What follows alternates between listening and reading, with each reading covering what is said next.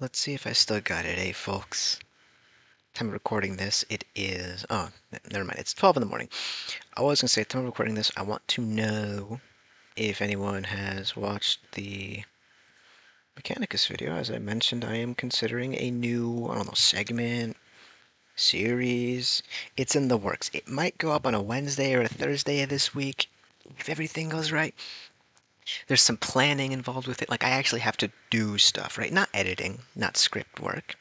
But I actually have to like have visual references, so you'll see more than just this stupid little image on your screen. I'll have to like flip through tabs and show different parts of stories and break a few things down. Let's see if we enjoy this. Give me some feedback when it comes out. Maybe if you want to guess what you think it'll be, leave a comment. I don't mind. But if you are going to leave a comment, please also A, leave me suggestions on videos to do, and B, let me know if you still want those writing prompt thing ideas. Nobody has given me feedback on that yet. Um, I really do want to know. Not to sound like I'm, engagement baiting, but I'm curious, man. Do you guys watch my stuff? I want to make it good for y'all. So, we did last time a video on party dynamics, which was a suggestion from some friends. We are doing today another suggestion from a friend, because I'm out of ideas. Well, suggestion first, drink water. Doing a suggestion from a friend, doing topic of religion in stories. Um, just plug that back in. There. Doing religion in stories. Now, I am a Catholic man, right? I mention it in a few videos. My second most popular video has me going on a whole tirade about Catholicism, affectionately, of course. It is, my religion. So, got to keep in mind where the guy talking to you is coming from. I am definitely biased. I want that up front, right? In all of the videos where I say, "Oh, I'm biased, right? I only read such and such. I like writing such and such. My opinions are such." This is like the most I am biased. 110% I am biased in this video. I will be basically coming at it from one angle. I'll do my best not to, but keep in mind my experiences with religion are very positive personally, right? Met some cool people. I like the the I like the religion. I like my church. I like our practices. If you're curious, I'm Roman Catholic. Right. I'm baptized, communed, and confirmed. I am pretty religious, obviously. I met the devil in a dream, right? That was an experience. I think I was in the Garden of Eden in a dream once. That was a fun one. Uh, Hold on, let me take a sip of water. If you're curious, my patron saint is San Esteban. I am Hispanic, so his name is Saint Stephen, I think, then in English. Let me just make sure it's him. Mm-hmm. Mm-hmm. Yeah, my patron saint was Saint Stephen. Uh, is it patron saint? My the saint I chose was Saint Esteban. Uh, so when you watch this video, just know like, hey, this guy sounds biased. I am. I don't know if I'm flaunting it, but I just want it on record. Yes. Uh, so when we talk about religion and stories, there's a few different ways we can go about it. So I have a few notes here, and I will start it up, I guess. Which one do we start with? Well, let's start with inspiration, because I got something to say for that. So, inspiration. Right. What is the inspiration for your religion in your story?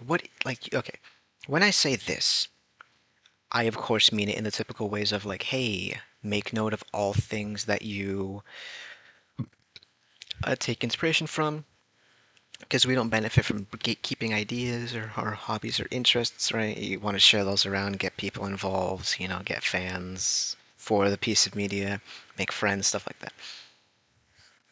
And also, giving credit properly. My back. Please fix your posture. Uh, spine.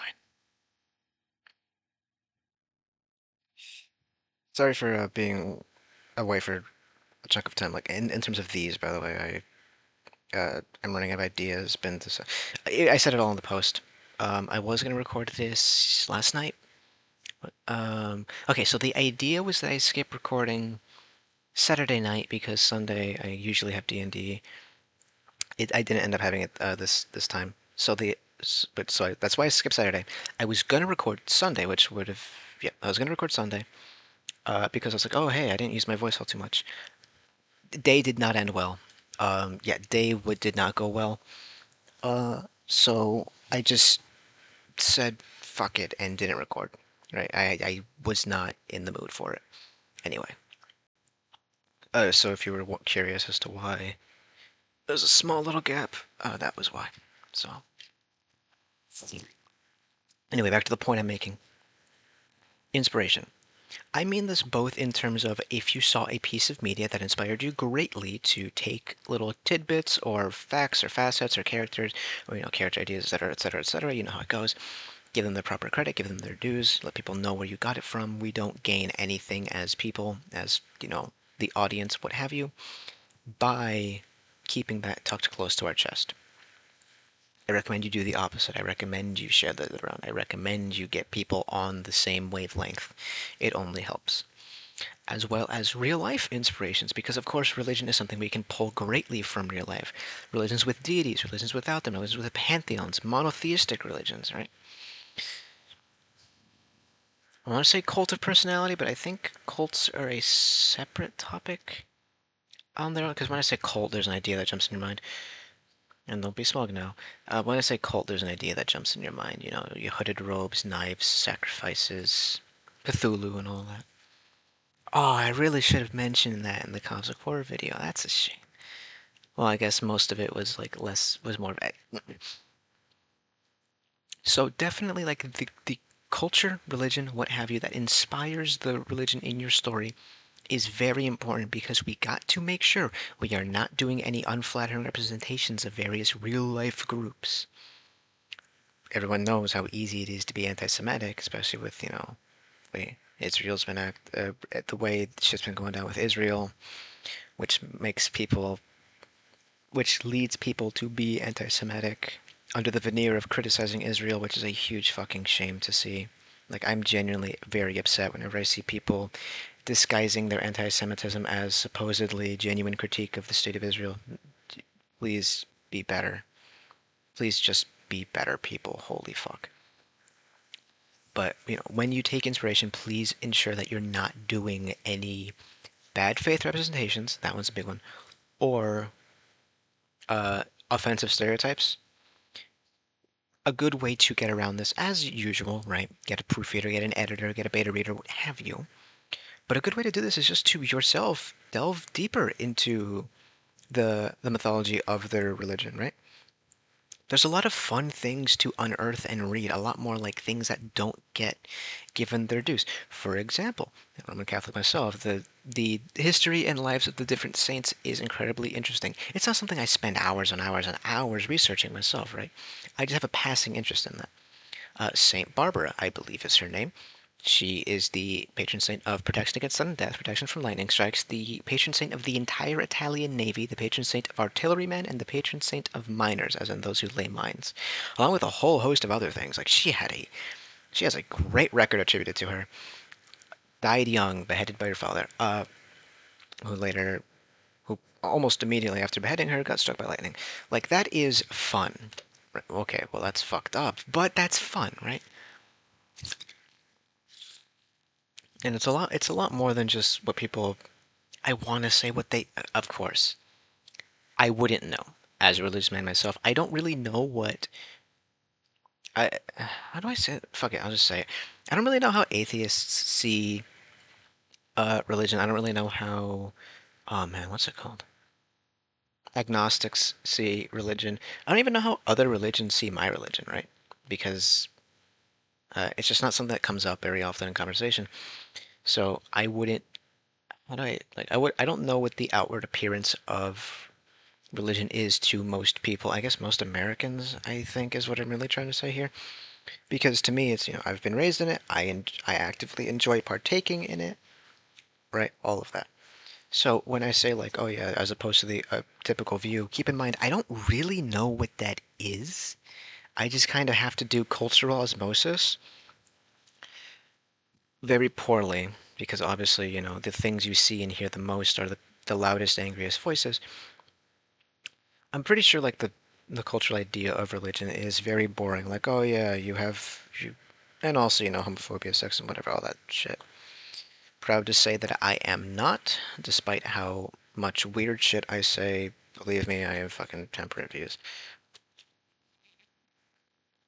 Point I'm making here is, I think the general idea, outward like idea of people have of religion, Christianity especially, aside from, of course, the very, very I don't know, I'm not even gonna call it a vocal minority, a very, very vocal part of Christianity that are homophobic, right? Use it all to justify their horrible beliefs. Aside from that, which is a huge fucking mark against us, I hate those people. I know, hate the sin, love the sinner, but they make it so hard. Uh, is like strict doctrines, boring life, bland life, boring, thick, stuffy book, stuff like that. I don't really see it as that because, frankly, I just don't think it is like that. There's a lot of feasts.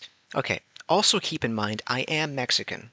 I do go to a Hispanic church, so that colors also my perspective on how I see my own religion compared to, frankly, white people.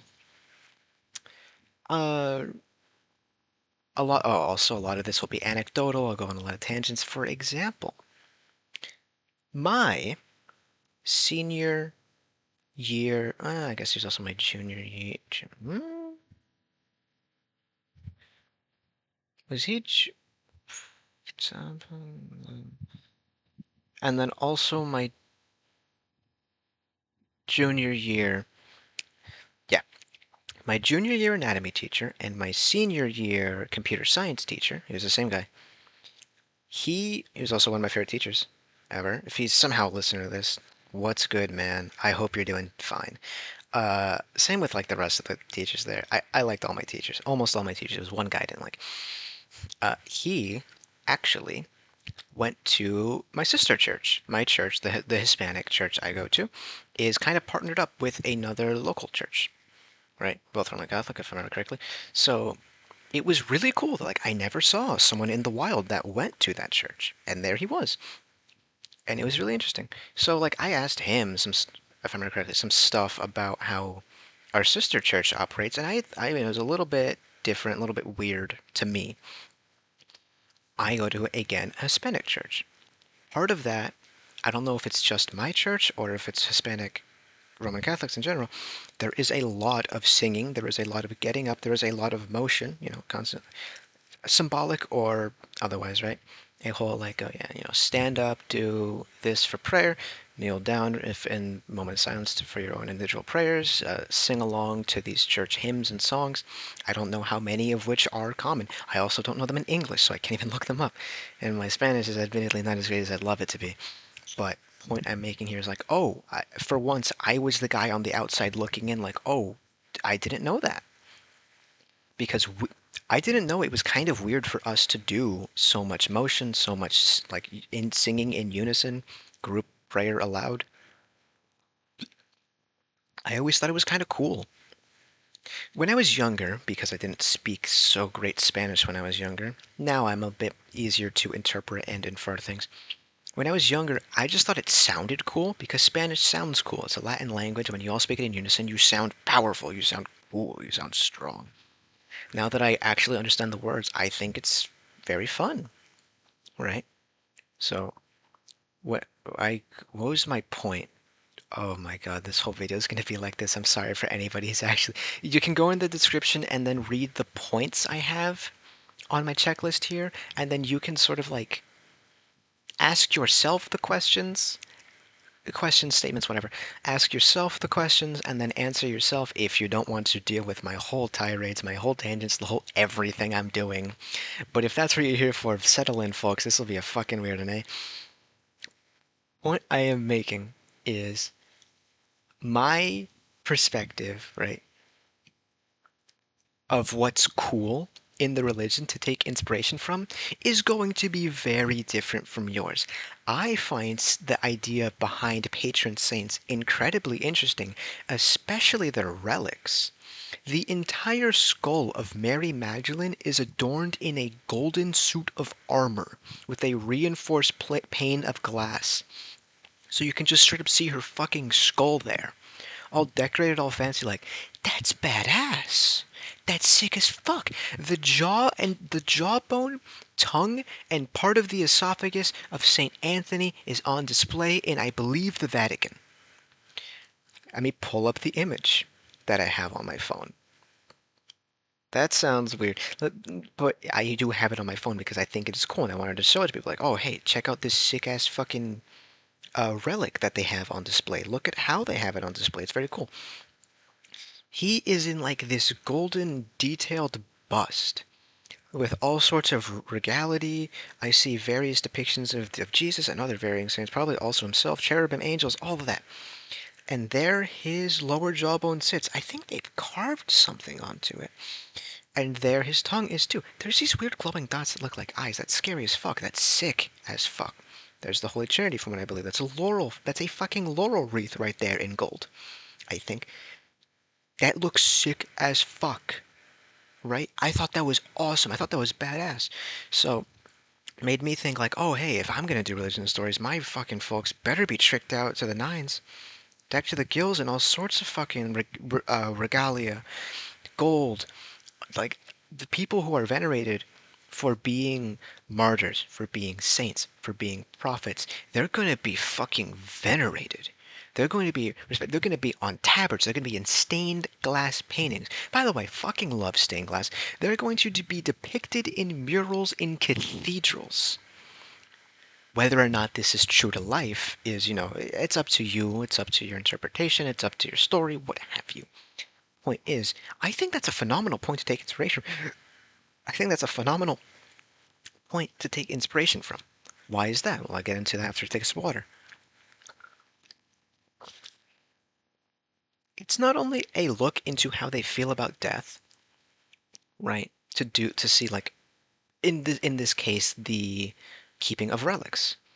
It's an acknowledgement of this person has passed on after having done great deeds in life, but also here's a way to remember them. It may be morbid, but it is still a way to remember that they were a person beneath the, because that's what people fail to recognize about the relics. Everyone like mentions like, oh, no idols, and then you have the saints and relics. It believe me, theology is very fluid, right? It's so hard to get these fucking gotcha points, and I'm really sick of having them A told to me, B reading them and being like, okay, well this is just outright wrong if you read the point of keeping the relics, right? Of keeping the human bones, keeping the blood, keeping the hair, what have you, is to remember them not as a saint. Well, to remember them as a saint because, they were sanctified for their deeds. But to remember them not really as the saint, but as the person beneath, that this was still a person. A human accomplished this. It's the intent is to be morbid inspiration of like, hey, they did all this and they were still as fallible as you, as they succumbed to death as will we all, because we're just human. So the excuse of waiting for miracles, the excuse of needing signs, right? The excuse of divine intervention is beyond you. You may think I'm just a person, but people are more than you give them credit for. People can achieve great things. Look at our religious history. Look at our important figures in religion and note them not for what they've done, but because they're people that have done this. That is the point of the relics, as well as okay, well, I was about to say, as well as just being badass. I don't think that's why the Vatican did it on paper, but come on, there's no way they didn't do it because it's badass. Uh, but, that's a neat part to take inspiration from. The idea of saints in general. Like, do you want your religion to have these people to prop up? And if so, how do they prop it up? Look around from different points of view. I want to make, again, I am biased. I really am biased. Most of this will be coming from the idea of monotheistic religion because Roman Catholic here. Also, because most of my stories that I personally write, unless they're outright fantasy, are implied vaguely to be contemporary to modern day in some ways. So I just literally just anytime they'll just say, "Oh my God," because it is Christianity because it's still Earth, right? In my stories, so I take the cheap route of like, yeah, this is just plot stolen from reality. You may twist and turn however you like, or I'll give you some fucking tips here. D&D has a shockingly diverse pantheon, especially if you take the former lore that may have been scrubbed off to the wayside, or may not be emphasized in anywhere that is not specifically this module or this edition of Dungeon Magazine or this edition of Dragon Magazine. Yes, there are two magazines for Dungeons and Dragons, one called Dungeon, one called Dragon. You can find them all on the Internet Archive. It's fun to read through. It's for older editions though, so it might not all be applicable to what your point I'm making is. And obviously, the Greek and Roman pantheons, right? I know very little about them as okay. So, the Greek and Roman pantheons are interesting to me. The ideas and cool figures within them, I think, are sick. The people that won't shut up about them, however, God. So pretty much theater kids, I despise. Ergo, I don't know much or care much about these pantheons because other people ruined it for me. So I don't give a shit. Same reason for Norse pantheons, but also because of a weird undertone of white supremacy in the modern day. Saying you think Norse runes are cool is almost a dog whistle at this point. Impressive. Very impressive. In the saddest of ways. There's inspiration you can take from a lot of different places, right? And then, of course, the religions without deities. I know very little about this. Confucianism. I want to say Taoism. No, but is he seen as? I don't know much about Buddhism. I was about to say Buddhism, then second guess myself, then second guessed myself again. If I sound like I'm trying to offend, but I really am not trying. I am just confused. It's 12 in the morning. Give me some slack, man. I did this mostly as an excuse to stop being upset over a few things that have happened recently. Uh, I think we should move on from now before I just get myself into a feedback loop for the next 3 fucking hours. Hmm. All right, let's cover this very quickly. Even bother adding it? Ask yourself. Sit back. Try the wine, darling. It's to die for. Sit back. Look at your story. The critical eye. Look at the gods you're trying to put into your story. The gods you're trying to put into your story. Religions that you're trying to put into your story with the critical eye and go. And then like ask yourself, do I gotta? Do I need to? Is there a point to doing this, or is this just like a bit of world building my readers are gonna skip? Do I feel obligated to put this in because I am fantasy and believe therefore I need a pantheon of gods that interfere in the world? Or am I putting this in because this actually has an important part of a character's growth, of a character's perspective, adherence to the plot, an important event scene? Events, scenes, actually. If it can be just one or the other, you don't need to A, you don't need to focus on it. B, if you would like to put it into your story, right? Sorry.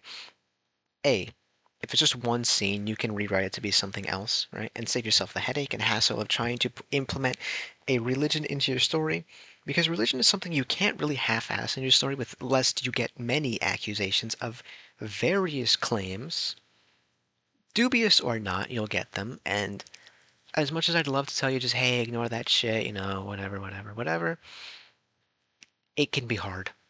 I understand that. So save yourself the future headache and just, I don't know, Ask yourself, hey, can I just rewrite the scene? Or B, if you still do want to add the scene in, right, with the gods and all that, does it need to be focused on? Because does it? How much attention do you need to draw to the religion you're adding into your story? Oftentimes, not much, unless, of course, you're doing a very uh, religion-heavy story or have a character where religion is core to their well character. We'll get into that later, right? But as for do you even bother adding it? I mentioned before, I read and write a lot of fantasy, and I mentioned already when you look at fantasy, you may be inclined to add a god, gods, religion, what have you, because of the conventions that have been set up so far. The elven gods, the dwarven gods, the orc gods, grumsh humans may or may not have their own, right? Or elves may have their own pantheon, dwarves may just have like a pair of brother gods, humans may have a pantheon or like in there like a weird cosmic force. Orcs usually have just like their dedicated orc god who tells them to go out and raid and what have you. And then you may have beastkin who are more basically like a very, very, very poor veneer of pagan and also very offensive in theory. And shit like, oh, this is fun looking.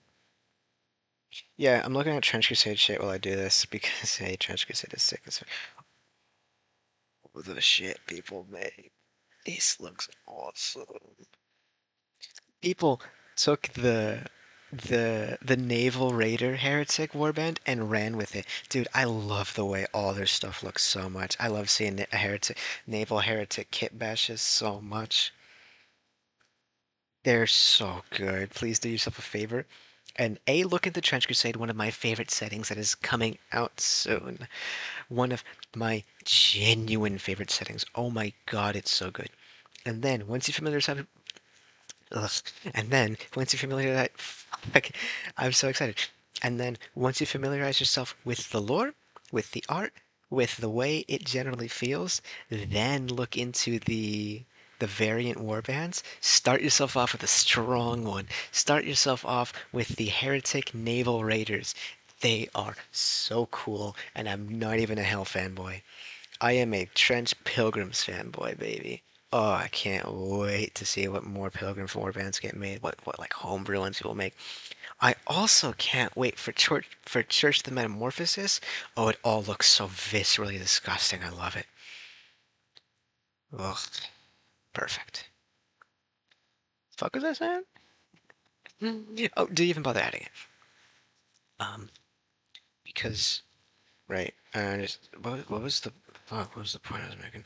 And I understand that like, hey, sometimes it sucks to get like the whole oh, hey this no, that wasn't. I already finished saying.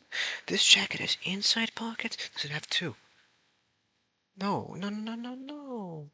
Why do jackets do that? They only have an inside pocket on one side. I don't like it when they do that. Wait, where'd it go? I lost the pocket. I was gonna fill it. Oh wait, okay. So if this one's here, then hold on, hold on, hold on. Oh yeah, there's just one. That sucks. Why do jacket manufacturers do that? I want it to be equal on both sides. I have stuff I want to put in. Sorry, I got distracted. I'm very happy right now, which makes me easy to distract, interestingly enough. Okay, I'll just settle back down to the point. You don't need to add these things to your stories.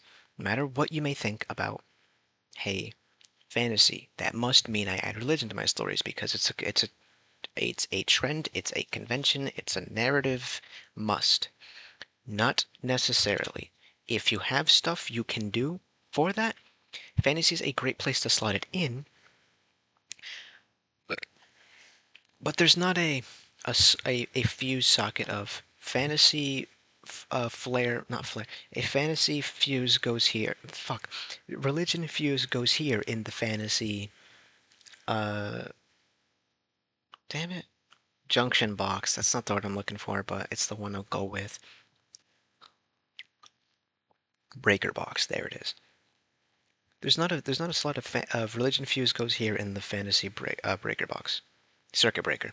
But you can easily add one, if you get what I'm saying. Just because you're in sci-fi does not mean you don't need because you're in sci-fi doesn't mean you can't have religion. Generally speaking, sci-fi, well, it's not really true. Generally speaking, future settings tend to divorce themselves from the idea of religion for various reasons, depending. But you can still definitely have religions in your stories for future settings if you would like to. Nothing wrong with it. You may make your own, or you may keep certain existing religions successful even into the era of future travel, even in the era of aliens. Hell, the popes have said they would baptize aliens should they were willing. And then there was also, let me pull up the piece of art I saw because I thought it was Le Canard at INIEMOHK on Twitter. They post like tons of art all the time. It's really cool. I love their art style so much. Ooh, that's so nice looking. Um, oh, they have some cool, right, like religious art. Where is it? Uh, oh, okay. August 1st, little aliens who discovered Islam get enamored with it and go on Hajj for the first time. That's cool. They had one of aliens converting to Buddhism. They had where is it? Where is it? I got distracted. I'm looking at all their art again. Um, Jesus loves all of creation, even those that live among the stars. That's so cool looking. Hold on, hold on, hold on. I want to call it out specifically. When you make so much art all the time, usually I wouldn't be upset because I love looking at the art, but man, it's making the one I want to point out really hard to find. Okay, okay. I think I'm getting into the stuff I've seen already. Uh, oh wow. No, I'm not, but that's so cool looking. Uh, Gnomes. Okay, not gnomes I've seen. Let's see, let's see, let's see. I'm so sorry. I'm so okay. I've seen this before. Okay, okay, okay. We're getting closer. I'm so very sorry to derail everything. Wait. There it is. The Catholic Church baptizes aliens timeline. The first non-humanoid Swiss Guard member from a planet. Not gonna try to pronounce that. From the planet of eternal darkness and pain is welcomed by Captain Norplorp from Glorpus. It is a drawing of little and big aliens in Swiss Guard attire, and I thought it looked amazing. And right there, aliens as Buddhist monks. Um, sorry, just had to drink water. Uh, and I get that's not exactly future setting, right? But I thought of it when I was mentioning, and I needed to shout it out. It's such good art. Oh wow! But and I know generally speaking, these future settings, these sci-fi settings, what have you, are generally divorced from the idea of religions in their stories. That you absolutely don't need to have that be the case. Should you think a character with strong, firm beliefs, maybe in line with a religion, is good for your story that you can add here, feel free to go ahead, right? If you think you don't need to do that, or you think their beliefs can be better encompassed with something else that is not religious, that is fine as well. You don't need to force yourself to do something if you want to break the mold. You don't need to force yourself to do something to fit the mold. What you need to force yourself to do is write your fucking story. Let me go on another tirade for a little bit. Maybe not tirade. My throat is getting. Oh wow, I should practice doing these more often. My throat is sore again. Um. Hmm. Hmm. Right.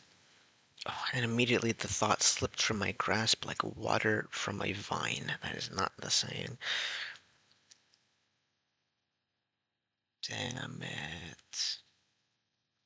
Immediately remembered. Look, I love world building too. I get it. I love making continents. I love making cultures. I love making cool events that happened in my fake history. Please write a story too. I love your world building, dude. It looks cool. Your art's great. This faction is interesting. Let's see some characters, though. Let's populate your world with some characters. Let's have your characters do things. Because as much as I love staring at a Wikipedia page just full of facts and information about timelines and stuff like that, about various events that happen in this like dossier format, about your factions and their manifesto. Oh, wait, sorry, I lied. I don't fucking like that at all. It's cool the first 3 times, right? But why the fuck would I enjoy reading a dossier of 500 years of the world's history when you can just write scenes with characters going through the events instead, giving me a much better understanding of what's at stake, a much better understanding of what is happening, how, and why, and is all around easier to digest. Food for thought. Write your fucking stories, right? If you were waiting for a sign for someone to tell you to get open your Word doc and start typing in that really cool story idea you had. Here it is. Wake the fuck up. Get writing. Jesus. Anyway, just keep in mind not to force anything in your story that does not need to be forced in there. Alright? So, it doesn't need to be added. Nothing needs to be added outside of your fucking story. Nothing needs to be added. Should you like to? Go ahead. Should it fit? Go ahead. Should it flow well? Absolutely. Give it a shot. Should you not have an idea on how to do it? Don't. If it's clashing, don't throw it in. If you're just gonna, it's just gonna mock it, make fun of it, strawman it. If it's parody, sure. If it isn't, maybe don't. Yeah. Thanks. So how do we weave it into the story? What the fuck? I clicked. Don't lie to me. Not app, website. Google Docs has been fucking pissing me off recently. My hands are weirdly sweaty. I need to start wearing gloves or something. Typing has been feeling really fucking weird recently. I don't know why. I don't like it.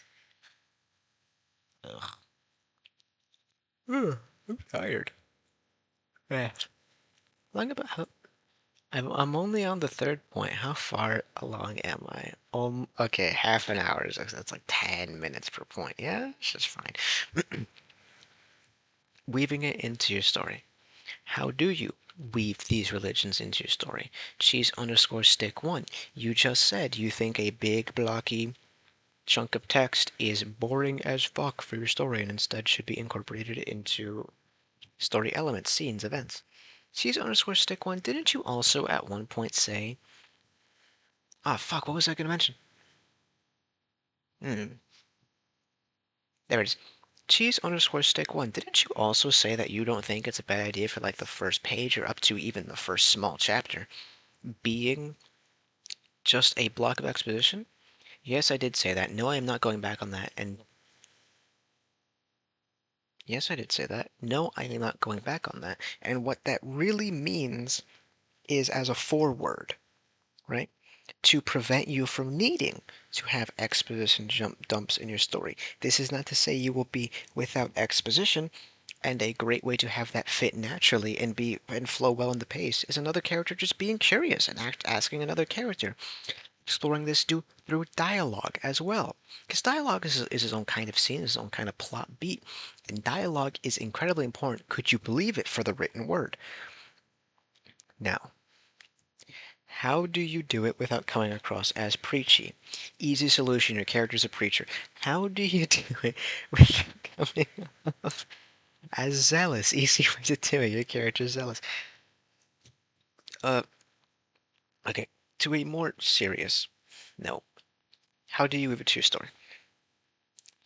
The easiest way and genuine actual response here is having a character who is religious, who is involved in the religion, who does have ties to the church, to the council, whatever it may be.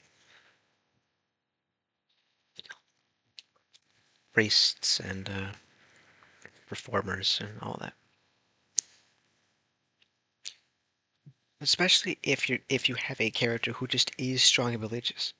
Right? It will come up at some point, given your plot, right? More than likely, there will be a time where they can maybe use the holy book for guidance, or maybe bring up scripture, which I guess is the same as using holy book for whatever. Put their faith in a physical manifestation of their faith. For Catholics, that would be the crucifix. Mhm. For uh, saying for the Jews feels weird, but it's like that's what you call them because it's Judaism. Why does that feel weird? Because of anti-Semitics, that's why. Fuck you all. Uh, for Jewish people, that may be the Star of David. I don't know if that's true. I'm just guessing here. Or, oh man, Kippa? Is that what their little hat is called? Calling it a little hat was definitely offensive, but it's a little hat. What is the little hat Jewish people wear called? It is called a kippa. For Jewish people, it might be the little kippa. Or, I want to say yarmulke, but I think that's a different thing. Yarmulke, Jewish hat. Hmm. Or their yarmulke. For, I believe Muslims would be the turban, right? Also, what was up with their shields being crescents? That's sick as fuck. That's like, damn, that looks nice. Fuck. For something akin to a nun or a holy woman who's devoted her life to her faith, it may be the habit she wears, veil she wears, what have you. Ugh, throat's getting uncomfortable. I don't want to stop talking about this stuff, man. Ugh. Alright, point I'm making is like they may put their faith into the talismans of their faith, the physical depictions of their faith, the paintings that may just hang up on their walls casually. For example, I have a fucking huge oil painting about 3 feet tall of Jesus Christ in my living room. My grandma has one as well. My grandmother actually has a little statue of yes, of the Virgin Mary. Right, because we have a whole altar, right? It's right in front of our fireplace. So we have flowers around it to make it all nice and pretty. I'm yawning, sorry. Uh, we have flowers around it to make it all nice and pretty. We have probably too many rosaries and different paintings of figures of Archangel Michael. Big ups to my boy Michael. Big ups to my guardian angel, wherever they may be. I think I got them killed in that dream with the devil, by the way. I was in a large, flat void, and there he sat. I couldn't tell you what he looked like. I've forgotten since. It's been a little bit over a year. And there he sat, right? He was mocking me. He was insulting me. He was telling me all about how I will fall, how everybody truly does, like I have been imagining. They all really do hate me. They all really do harbor negative feelings about me. They're just great at hiding it, and how I'm a fucking moron for not knowing. How it's even worse that I suspect and still will fall into their trap, that I will sin, that I will fall down there into hell as nothing more than a sinner, to never pull myself back up, that I am an awful person, that I deserve all this shit. I was terrified in that dream. I I started to run, and I don't know what happened. It started getting like almost violent, I guess. I ran in terror, and as he gets up, a dove flies into him, right? And I know it was a dove. It was a huge dove, and it gives me the chance to run to another figure in robes, light cascading around them, arms outstretched for me. As I just about get there, I turn around to see the dove, and the devil has pulled a glowing orb from their head and then eaten it. And I run into the arms of what I believe to be an angel, and then I wake up. So I don't know what that was about. But that's a real fucking dream I've had that I love telling to people very much, so your characters can experience something similar.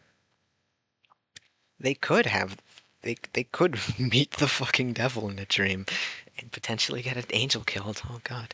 Um, but right. There's easy ways to weave it into the story beyond just a huge block of exposition, such as, "Oh, who are you guys? Oh, we're the Church of such and such. Our doctrines include our faith includes these ideas. We are this many people strong. We have branches in this continent, this continent, this continent. Uh, our goddess is depicted as such, such, such something." Right? You don't need to do something like that. Like I said, we have an altar in our homes, right? Mexican Catholics, it's how we roll usually, and it's just something that's there. I think it scares people. Is that like I feel like that looks weird. I think it looks nice, but I feel like that looks weird on the outside looking in. Point I'm making is right. We've got that. It's not something we even really bring attention to. It's just there in my living room, right? It's just right there. So when you're describing a scene, describing a room,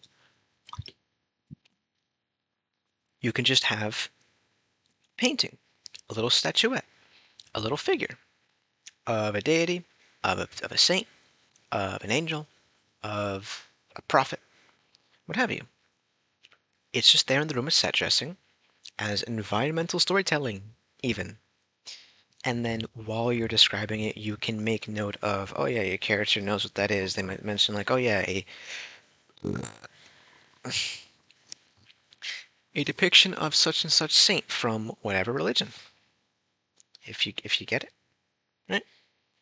Which naturally segues into the, if you wish to continue forward, naturally segues into the idea of explaining a few more things about the religion through describing various other objects or describing other notable figures. As figures as in within the mythology, not figures as in like a little trinket I can hold. Um, Gives you a natural segue into describing more of the religion, or as a nice little cheap and easy, yes, here is a thing that exists in my world, here is proof of it that you can throw in. And of course, there is the typical sayings, oh my God, sweet Jesus, Holy Mary, Mother of Joseph. I love saying saints alive. I feel like you've noticed by now. That one's a fun one to say. It started as a bit, now I genuinely say it.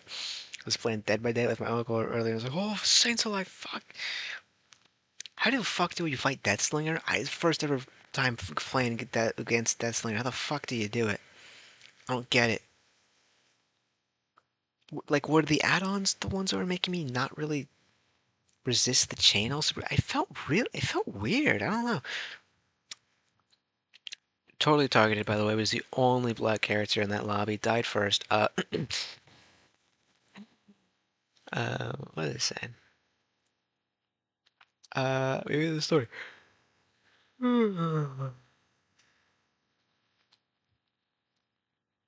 Easy ways to weave in a story is just characters are religious, or a notable player in the region being the church, right? Or a humanitarian scene. Church is ripe for that. I know, we don't got too much of examples of that current day, sadly.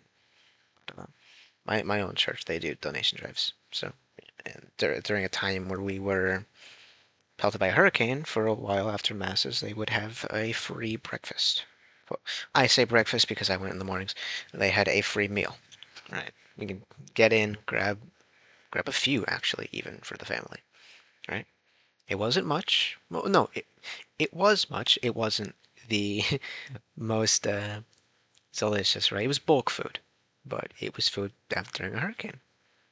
Should your story take place with some sort of pestilence, with some sort of famine, during times of strife, a religion is a perfect thing to weave into the story, and an easy opener to expand further on that is then doing humanitarian work or giving a comforting sermon, right?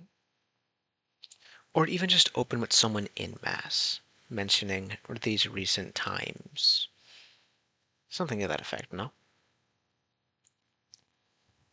it's a story by story basis. I can't give you a whole laundry list and go pick this, this, and this if you're doing X story, but if you're doing Y story, pick A, B, and C instead.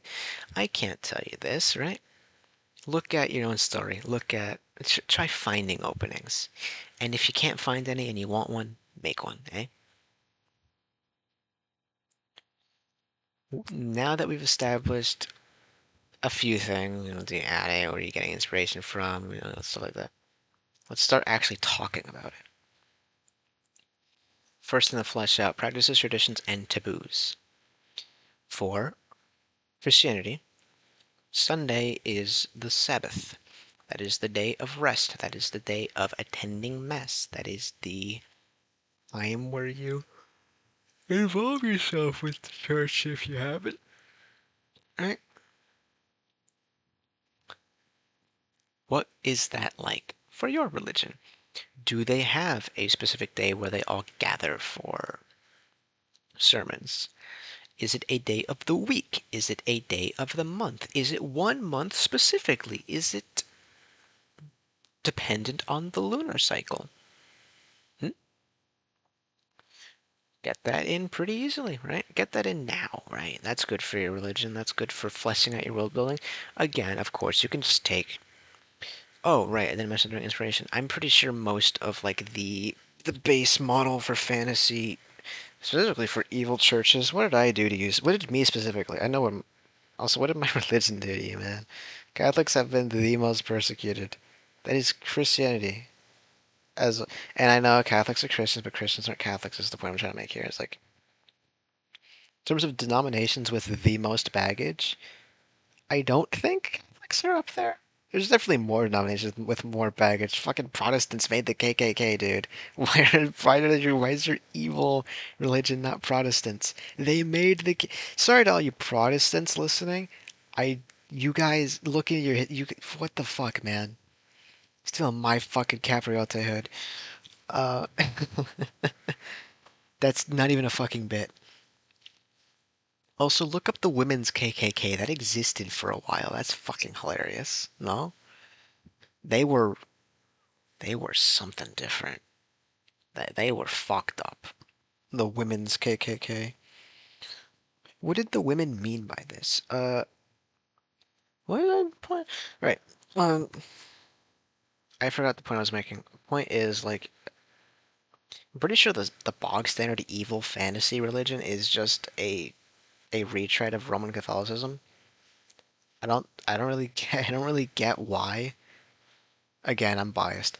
I don't really get why, but it's probably just like author experiences. Where's my phone?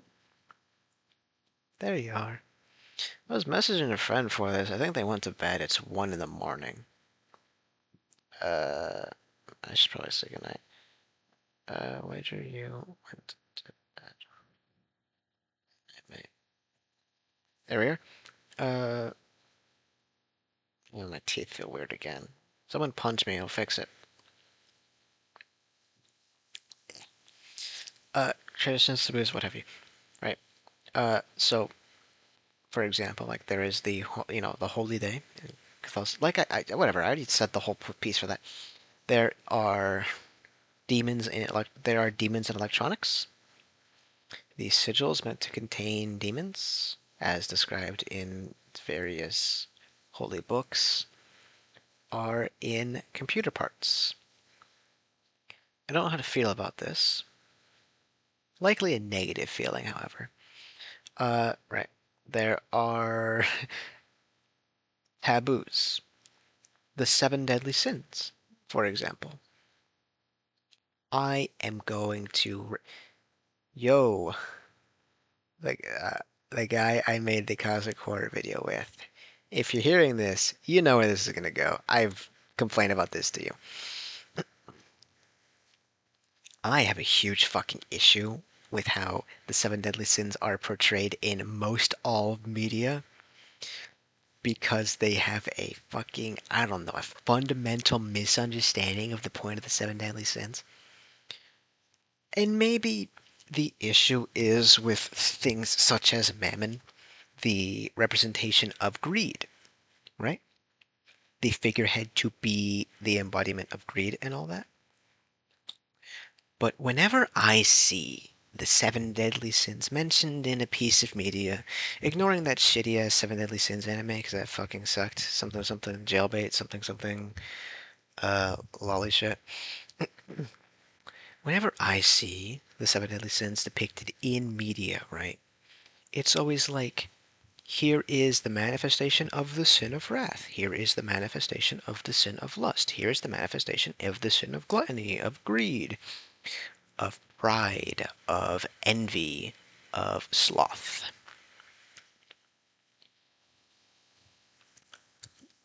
If it's a story where there are demons, if, oh yeah, you're going to be the champion of wrath. Oh, you're going to be the champion of gluttony.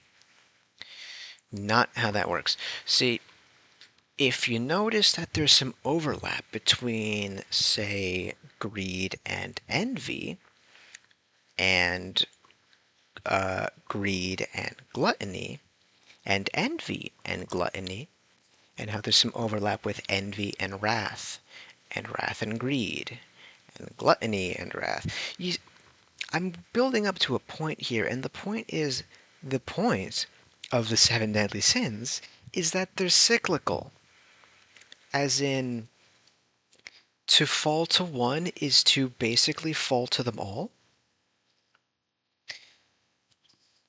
What am I saying here?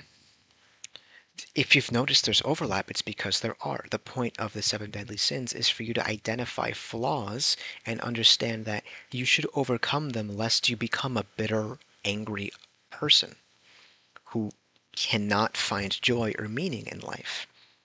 The point of the seven deadly sins isn't, oh hey, one guy is just really angry, but he's such a generous soul. You get what I'm saying here? The seven deadly sins is a warning. If you are too obsessed with self-image, you are likely quick to anger. You are likely obsessed with having as much as you can, excess in its entirety, right? And because you're obsessed with your image, you're obsessed therefore with others and what you don't have, things like that. So whenever I see the seven deadly sins depicted as sort of like just seven notable demons that are really powerful, I think that's stupid. I think that's fucking lame. Because that's not how it works. Because seven powerful demons is a lot less intimidating than the idea that we are all very easy to fall once we're tempted. Because, like, kind of, yeah.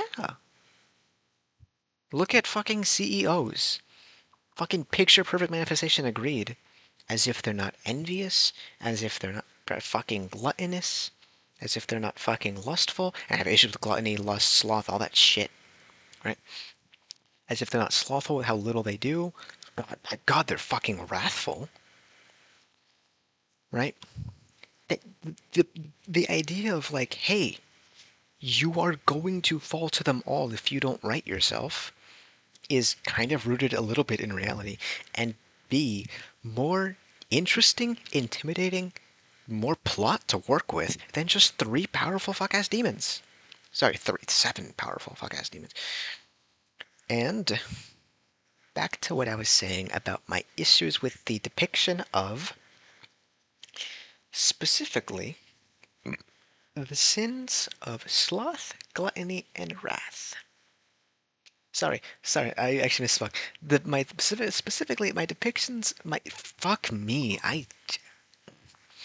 my issues with the depictions of specifically the sins of gluttony, sloth, and lust. So, whenever we have them depicted, yeah, we have count them, two versions for gluttony. One is better than the other.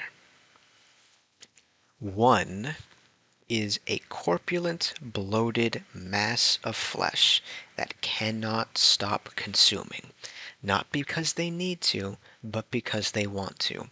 A genuinely disgusting mountain of meat that still takes more and more, eating more and more vile, full of itself and other, sick all over itself, too focused on eating to clean. Or you have the thinnest wasted fucking creature ever. If you've noticed with my complete lack of regard for even touching the second point, I think this was in what the Has-Been Hotel Hello Boss thing. By the way, show sucks. Complained about it ad nauseum. Also never seen it, but I do got pals who've seen it, giving me in-depth, like several times, in-depth like review of the plot and all that. Wow, it's not very strong, but that's a personal thing. Also, Hello Boss fucking sucks. What was I saying? Right. I think like in that universe, the sin of gluttony is like that thin waisted, fucking skinny ass bean pole. I also believe, and I think that's true, bitch is named Beelzebub. Motherfucker, the Great Fly? That's a weird fox-looking creature. What the fuck do you call it Beelzebub for? I'll get into Beelzebub later. The depiction of that in the stories. So I don't like that depiction of the sin of gluttony as the thin-waisted anorexic thing. Because usually their rationalization for why they look like that is because, oh, they have to eat so much because of the sin of gluttony. They are required to eat or else they'll wither away and die. If it's required, it's not gluttony. That's the point. Gluttony is it's not required and yet you still continue. If you need to eat to stay alive with an incredibly fucking active metabolism or what have you, the justification being, or else you keel over dead, you cannot stop eating or you die, that's not gluttony, that's torture. Okay, first of all. More importantly, that isn't gluttony. If it is a requirement, it is not a sin. The issue sprawls when it's excess. So by depicting gluttony as this thin-waisted, I need to eat or I'll keel over dead because look at me, I'm so cool, I am breaking the narrative convention, ha ha ha. Well, it's not fucking gluttony anymore, is it? It's an OC. I have a fucking issue with that because I keep seeing the stories. I'm like, that's not. It takes me out of it. It takes me right out of it because I go, that's not gluttony. I just feel bad for this character. That's just upsetting to see and think about. Because I have an eating disorder. I hate being hungry, right? Ignore the fact that I'm hungry right now and I only had one meal today. But hey, I am having an up day considering yesterday. The day before, rather, I guess. I keep alluding to it. It's not that bad. It's just a lot of things. Frustration boiled over. That's about it, right? Uh, what did I say? Right. It's like I don't that goes against the point you're even making here. I don't know. So, my issues with the sin of sloth. Was that the one I said? Let me think back to what the sins are again. Do I actually have an issue with the sin of sloth? I mean, usually, yeah, just like boring as shit, but that's the point. It's always like dead asleep, stuff like that, but like, oh, don't wake the bear, oh, tear your limb from limb. No, sin of sloth is just sad. It's just miserable. It's just laying there, and you think it might be dead, but every 5 years it takes one tiny shallow breath, right? If you're doing the sin of sloth right, it doesn't have an impact on your story at all. I'm sure there's a meta narrative thing to like go talk about there, but A, I don't know if you'll pull that off. B, that's like I don't know. Never fun to see in a story. Also, they're just also the sin of sloth is usually the most annoying character in this little thing I'm critiquing right here. So whatever that says for the story is like whatever that says for the story. Um, what? And okay, my big issue actually, big gluttony. Haha. My big issue actually is with the depiction of the sin of lust.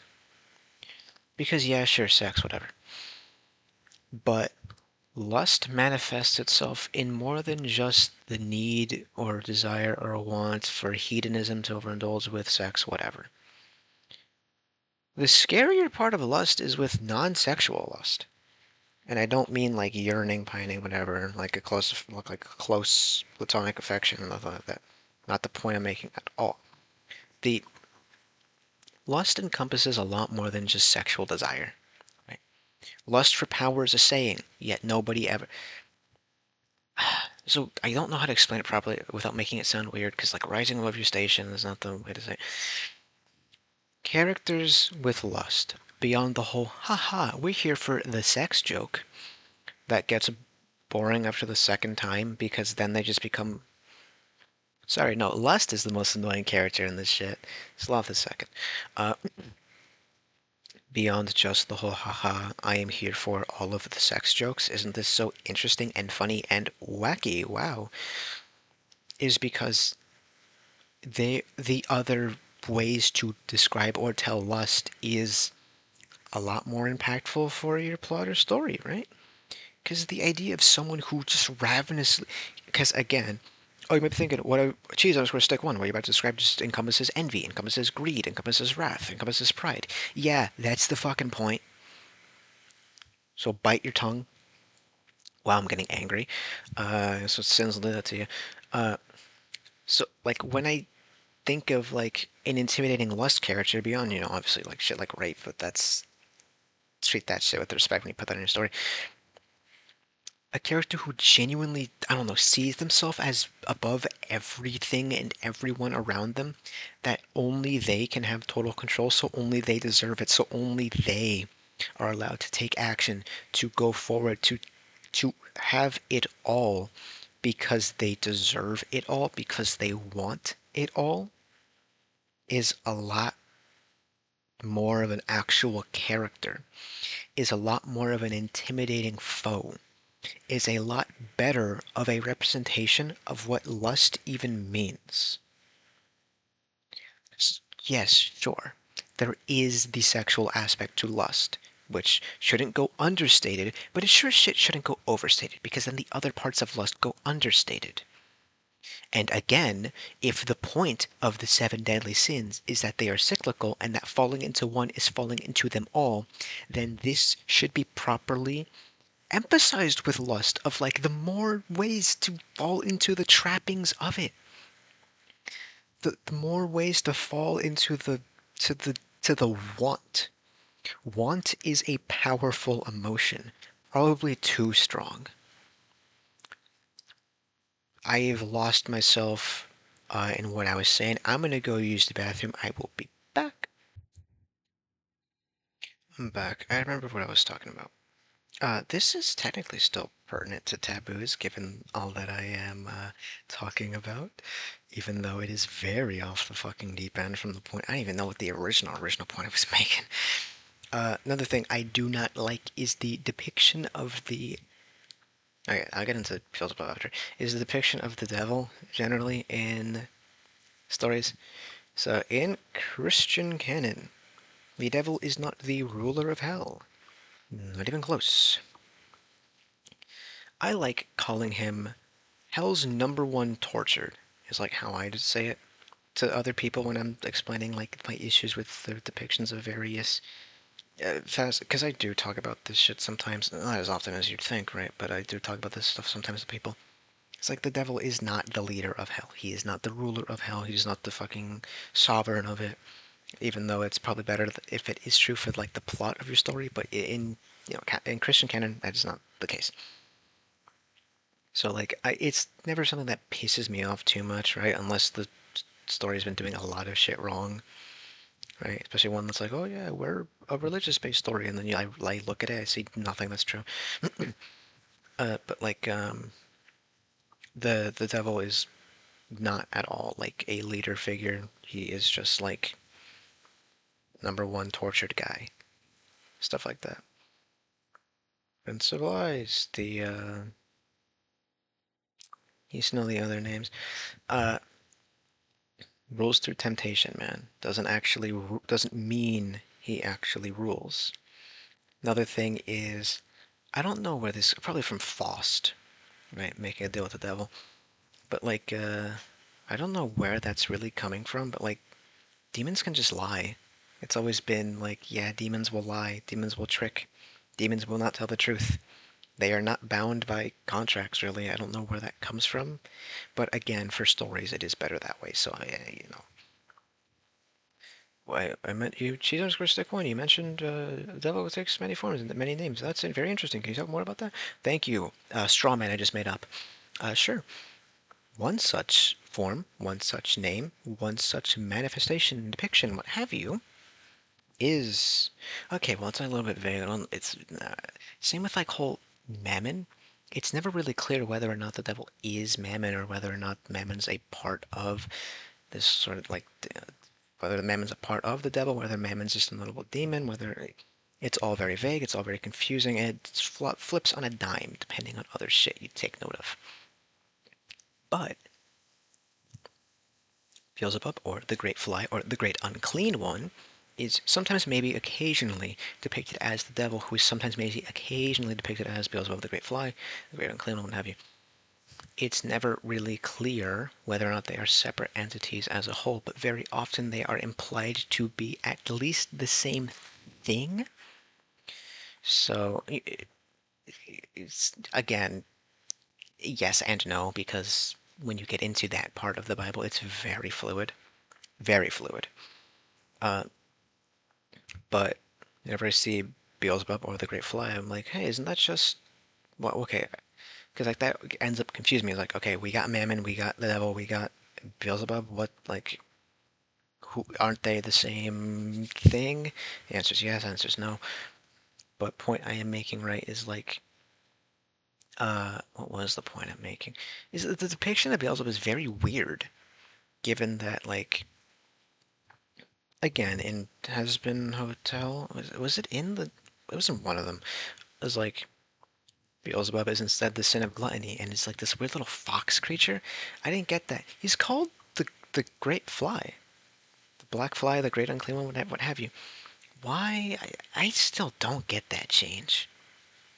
Uh, but Beelzebub, right, is usually ends up being depicted as a herald of disease, filth, pestilence, which then also calls into question the four horsemen, whether or not Beelzebub is, the horseman of pestilence, things like that.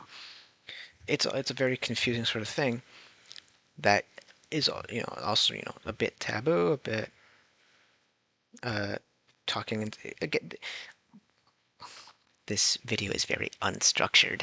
Uh, Point I'm making is I would like to see people get that shit just better, generally speaking, but take these ideas, take the weird shit from religion, and don't like push it to the front, right? Don't exposit it in great big chunks, great big fly, but instead just like occasionally throw out some weird shit, right? Some weird esoteric knowledge that helps with the story, helps with the plot, helps them find something of importance. Because hey, wasn't that saint killed in this way? Maybe if we beat that fucking political rival, with a similar kind of hammer, we can get the favor of the church.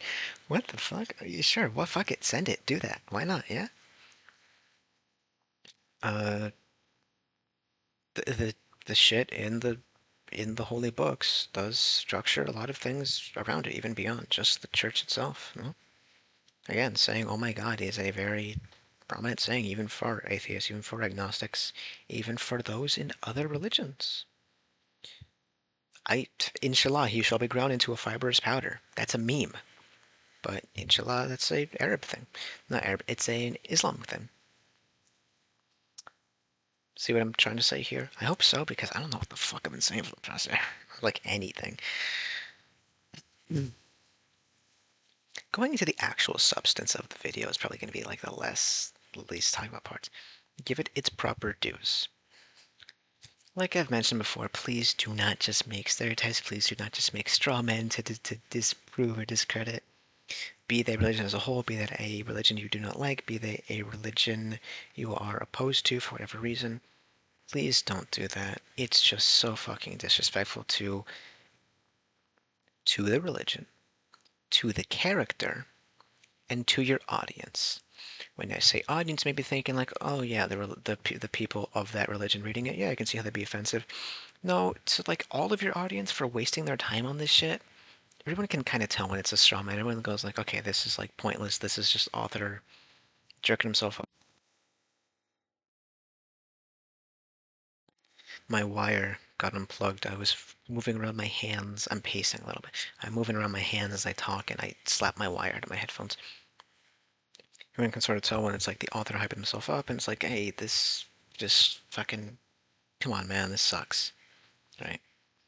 If you're going to put it, again, if you're going to put it in your story, don't half-ass it. Fucking send it or don't, right? Ooh, static in the head, tinnitus. Like, genuinely just like, come on, be better.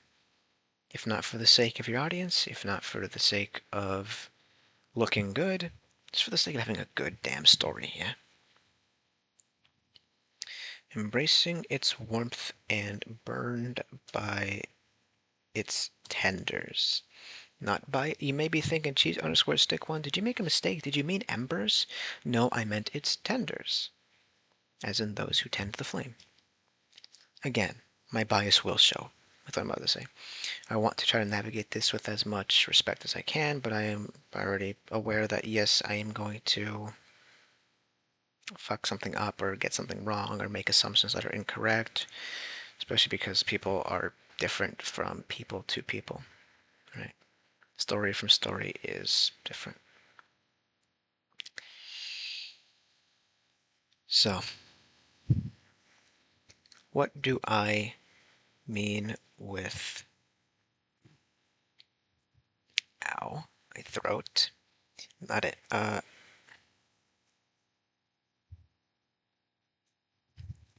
Face is itchy. What do I mean with embracing its warmth and burned by its tenders? I had them as two separate points just because it was easier for me to format it that way, but they're really the same point, and I'll jump from back and forth very often. Personally, okay, so assuming religion is like the implication is a great big fire, I personally have embraced the warmth, and I know others may have been burned by the tenders. I mean this to say, in my flowery sort of language that I was doing apparently, is that while I may have found happiness and joy and like meaning in being Roman Catholic myself, I understand that there are many people who have not had great experiences with the religion, with people in power in the church. I'm aware that this is going on, and this upsets me greatly because I have fucking empathy. And I know, religious parents cracking down on LGBTQ plus peoples, things like that. While I'll never advocate for you to just trauma dump in your own story, that's a lie. I'll advocate that all the fucking time. Yeah, go ahead, man, send it. But the point I'm making is, for something like religion, which can be so heated, I never like saying this because it feels like such a non-answer to give, but give it a bit of nuance, right? Get different perspectives from people. Read personal accounts and give them the respect they deserve. Don't discredit them out of hand because they say something you do not like. Actually sit down and read it and understand understand what they went through, they're venting, what have you, give them the support they need, things like that, right? I don't like commenting, but I do read the accounts of people like that, and I want to be more aware of shit like that going on, especially if it's something that I personally partake in. Again, I am lucky to have great experiences with religion. I am lucky to be happy where I am with my personal belief, with my own faith. I know that is not the case for many people. I know for many people who are happy with their own faith, they're not happy with it in the same way that I am. Not to say that they're more or less, but they just appreciate it in a different way, right? Point I'm making here, right, is that, and it feels so wrong to say this because but that's the point I'm making here. I talk about stories and like plots and stuff. It's like, keep that in mind when you're writing your characters in your world. It's like, especially when you're having the church be a focal point, even if the church is evil. The people who follow the faith may not be. Sure, the preachers may be lying. Sure, the preachers may be twisting the words to fit their narrative, right? They may not be trying to soothe souls. People in the mass are there because of faith, because of love, because of what their own personal beliefs tell them. They may not be evil, right? When you, even if you are having the church be the bad guy in your story, remember that the mass, the congregation, the followers, they're not all just one person to paint as the enemy, as the opposition. Not only because, hey, it's more interesting when they're not, but also because that's just kind of true, no? Right? Uh,